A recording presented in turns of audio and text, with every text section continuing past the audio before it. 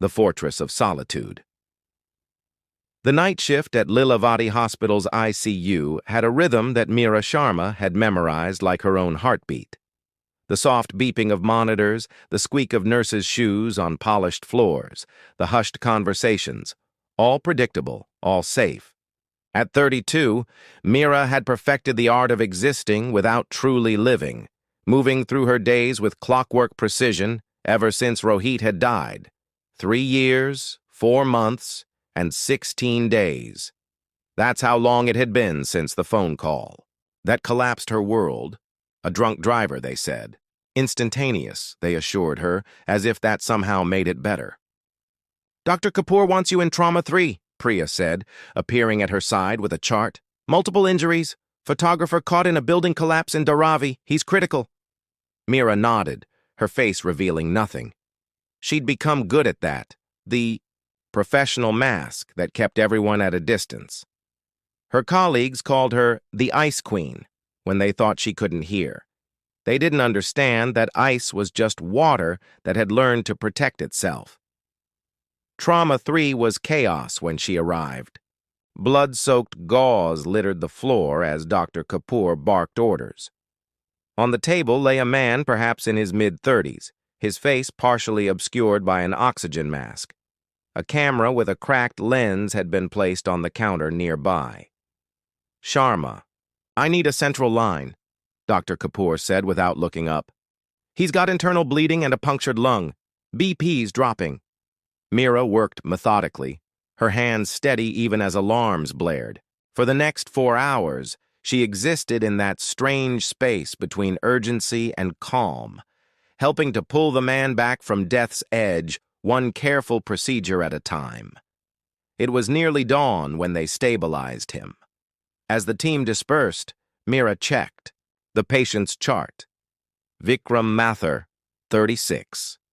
An award-winning photojournalist according to his emergency contact, a magazine editor who'd already called twice. Something about him looked different from her other patients. Perhaps it was the calluses on his fingertips, or the faded scar that ran along his jawline beneath the oxygen mask. Evidence of a life lived in the margins of danger. "You're going to be quite a challenge, Mr. Mathur," she murmured, adjusting his IV. To her shock, his eyelids fluttered open. Dark brown eyes, slightly unfocused, found hers. "Always am," he whispered through the mask before sliding back into unconsciousness.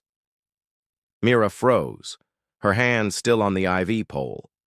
It had been so long since she'd felt that, the small jolt of unexpected human connection. She quickly pushed it away. In the staff room, she wrote detailed notes on Vikram's condition, ignoring Priya's invitation for breakfast. The morning sun streamed through the windows, marking the end of another night behind her walls, safe from anything that might make her feel again. But as she gathered her things to leave, her mind kept returning to those brief conscious eyes, and that whispered response.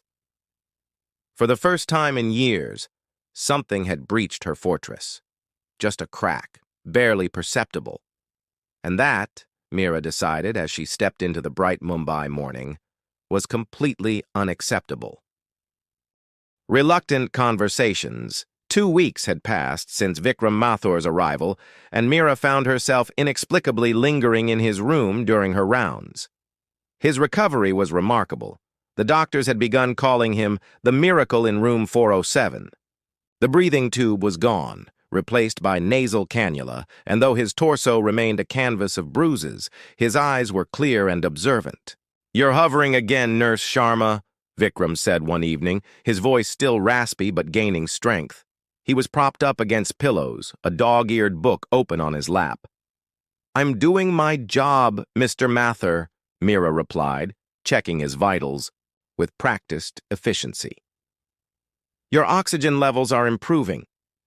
Vikram studied her with the same intensity she'd noticed in the photographs on his phone, the ones his editor had shown her when discussing his medical care. Images of war zones and natural disasters, but captured with an unmistakable compassion. "You know, most people flinch when they see trauma," he said, watching as she changed his dressing. "You don't. You look it straight in the eye. Mira's hands. Pause momentarily. Pain doesn't scare me, Mr. Mathur. Call me Vikram. And it's not about fear. It's about recognition. She glanced up, meeting his gaze. What do you mean? You recognize pain like an old acquaintance. His observation wasn't accusatory, merely factual.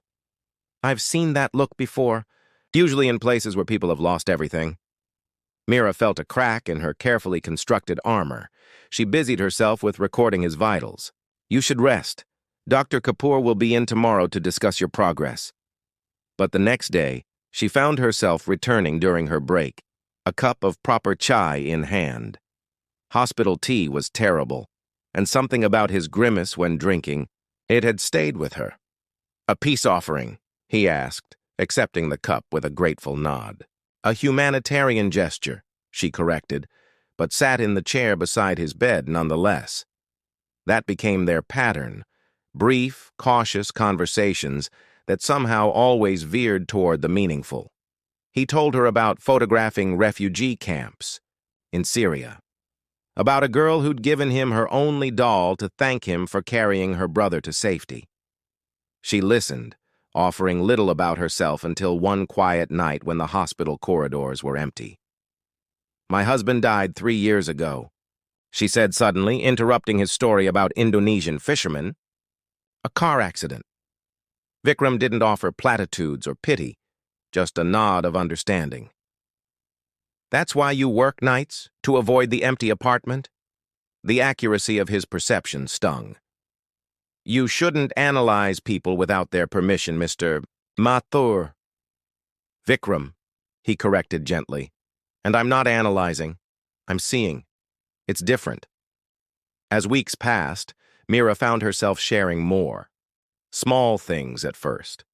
How Rohit had loved mangoes. How they'd planned to travel to Leh. How she'd gotten rid of their albums because the memories were too heavy. You don't forget by erasing, Vikram told her one day, as she helped him take his first steps down the corridor. You forget by creating new memories on top of the old ones. His hand gripped her shoulder for support, warm and steady. Mira felt something unfurling inside her chest, a sensation so foreign she almost couldn't name it. It was hope, and it terrified her. The gallery of moments. I'm being discharged next week, Vikram announced as Mira adjusted his pain medication. The statement hung between them like an unwelcome intruder. Dr. Kapoor mentioned it, she replied, her voice carefully neutral. Your recovery has been exceptional. I'd like to show you something before I go, he said, as a thank you. 2 days later, Mira found herself standing in Vikram's small apartment in Bandra, surrounded by photographs. They covered every wall, enormous prints that transformed the modest space into a portal to other worlds. Children laughing in a Jordanian refugee camp. An elderly couple dancing amid the ruins of their tsunami-struck village. A doctor performing surgery by flashlight during a bombing in Gaza. How do you do this? She asked, moving slowly from image to image. How do you witness so much suffering and still find beauty? Vikram leaned on his cane, watching her. That's the point, Mira. Beauty doesn't exist in spite of suffering. It exists alongside it. Sometimes because of it. She stopped before a particularly striking photograph. A teenage boy with one arm playing cricket with younger children. His face was alight with joy, the stump of his missing limb visible but not the focus of the image. This one haunts me, Vikram said, moving to stand beside her. Landmine in Afghanistan. When I took this, he asked me to make sure people saw him playing, not just his injury. I am not what I lost, he told me. Mira felt something crack inside her chest. I think I've been doing the opposite, she whispered. Defining myself by what's missing. Vikram's hand found hers, hesitant but warm. We all do that sometimes. They stood like that, hands barely touching, until the setting sun transformed the apartment into a chamber of golden light. When Vikram turned to her, his eyes asking a question she wasn't ready to answer, Mira stepped back. "I should go," she said quickly. Early shift tomorrow, she practically fled down the stairs, her heart hammering against her ribs. In her car, she gripped the steering wheel until her knuckles whitened.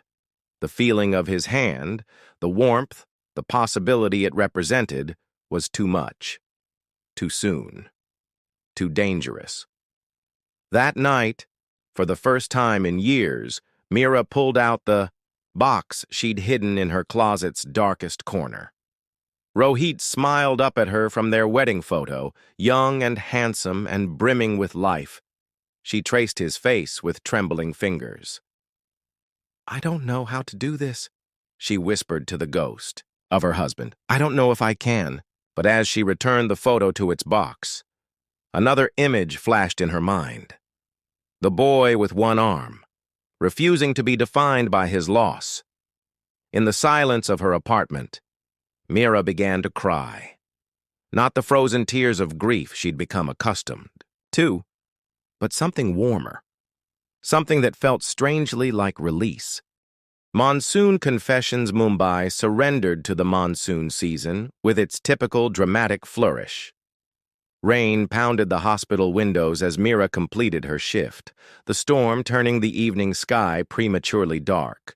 The weather alert on her phone warned of flooding in low-lying areas. "You're not seriously thinking of driving home in this?"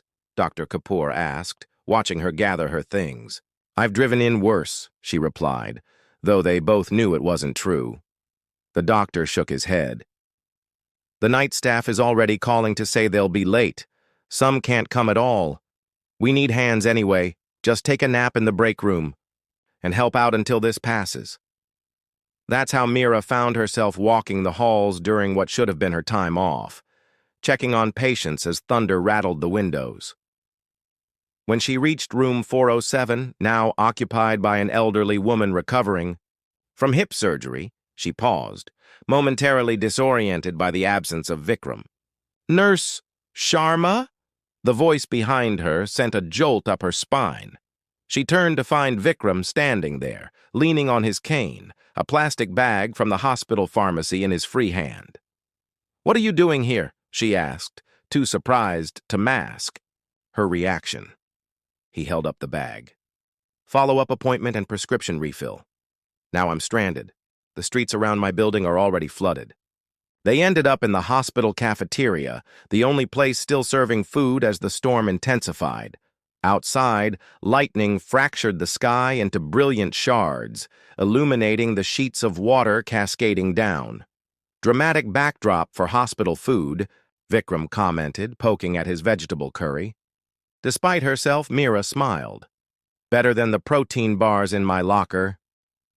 The hours passed, and as the hospital settled into its storm-imposed isolation, their conversation deepened. Vikram told her about growing up in a small town in Gujarat, about discovering photography through a battered camera his teacher had given him, about the first time he'd witnessed true tragedy, a building collapse similar to the one that had brought him to her hospital. "I couldn't take pictures that day," he confessed. "I just dug with my hands until they bled, found 3 people alive, saw 6 bodies. That night I knew what I wanted my work to mean, to show the world both the disaster and the dignity." Mira found herself sharing, too, about her childhood dreams of becoming a dancer before medicine called to her, about meeting Rohit in medical school, about the future they'd planned so meticulously, only to have it shattered in seconds. "The hardest part isn't just losing him," she said, her voice low. "It's losing the person I was with him. I don't know how to be that Mira anymore." The cafeteria had emptied, the staff leaving them with gentle nods of understanding. Outside, the storm seemed to listen to their confessions, its fury gentling to a steady rhythm. "I got an offer yesterday," Vikram said after a long silence. "A major international assignment, following healthcare workers in conflict zones for a year. It's the kind of project I've always wanted." Mira felt a familiar chill settle in her chest. "When would you leave?" 3 weeks. "If I accept." You haven't decided? His eyes met hers, steady and serious. There are reasons to stay I hadn't anticipated. The weight of his words hung between them as the lights flickered once, twice, and then steadied. Mira looked down at their hands on the table, so close yet not touching like their lives.